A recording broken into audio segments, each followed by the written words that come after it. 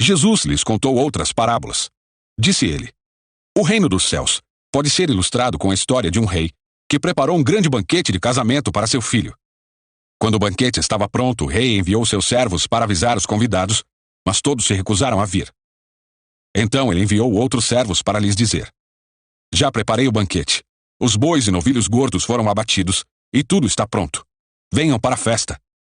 Mas os convidados não lhes deram atenção e foram embora, um para sua fazenda, outro para seus negócios. Outros ainda agarraram os mensageiros, os insultaram e os mataram. O rei ficou furioso e enviou seu exército para destruir os assassinos e queimar a cidade deles. Disse a seus servos: O banquete de casamento está pronto, e meus convidados não são dignos dessa honra. Agora saiam pelas esquinas e convidem todos que vocês encontrarem. Então os servos trouxeram todos que encontraram, tanto bons como maus, e o salão do banquete se encheu de convidados. Quando o rei entrou para recebê-los, notou um homem que não estava vestido de forma apropriada para um casamento e perguntou-lhe: Amigo, como é que você se apresenta sem a roupa de casamento? O homem não teve o que responder. Então o rei disse: Amarrem-lhe as mãos e os pés e lancem-no para fora, na escuridão, onde haverá choro e ranger de dentes, pois muitos são chamados, mas poucos são escolhidos. Então os fariseus se reuniram para tramar um modo de levar Jesus a dizer algo que desse motivo para o prenderem. Enviaram alguns de seus discípulos, junto com os partidários de Herodes, para se encontrarem com ele. Disseram: Mestre, sabemos como o Senhor é honesto e ensina o caminho de Deus de acordo com a verdade. É imparcial e não demonstra favoritismo. Agora diga-nos o que o Senhor pensa a respeito disto. É certo pagar impostos a César ou não? Jesus, porém, sabia de sua má intenção e disse: Hipócritas, por que vocês tentam me apanhar numa armadilha? Mostrem-me a moeda usada para pagar o imposto. Quando lhe deram uma moeda de prata, ele disse: De quem são a imagem e o título nela gravados? De César, responderam. Então deem a César o que pertence a César, e deem a Deus o que pertence a Deus, disse ele.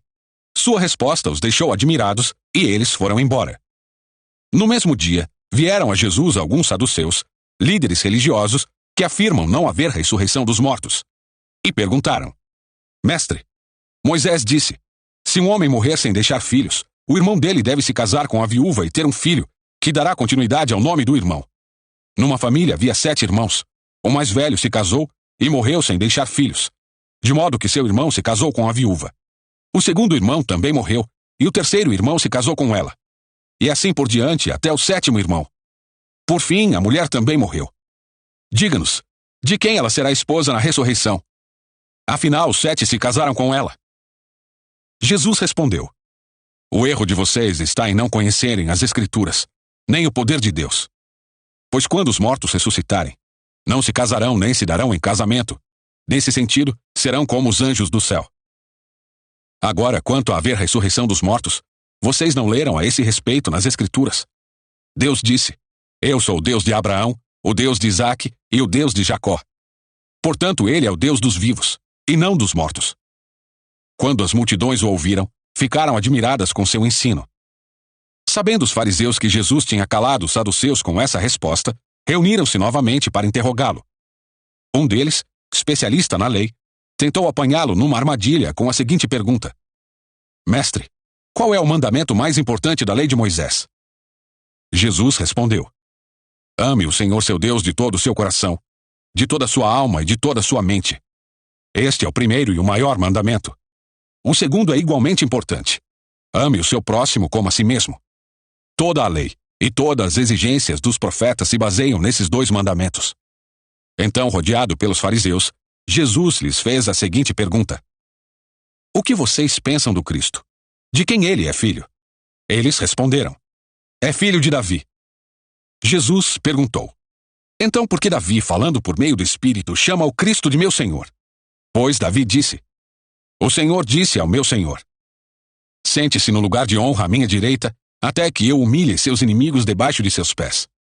Portanto, se Davi chamou o Cristo de meu Senhor, como ele pode ser filho de Davi? Ninguém conseguiu responder, e depois disso, não se atreveram a lhe fazer mais perguntas.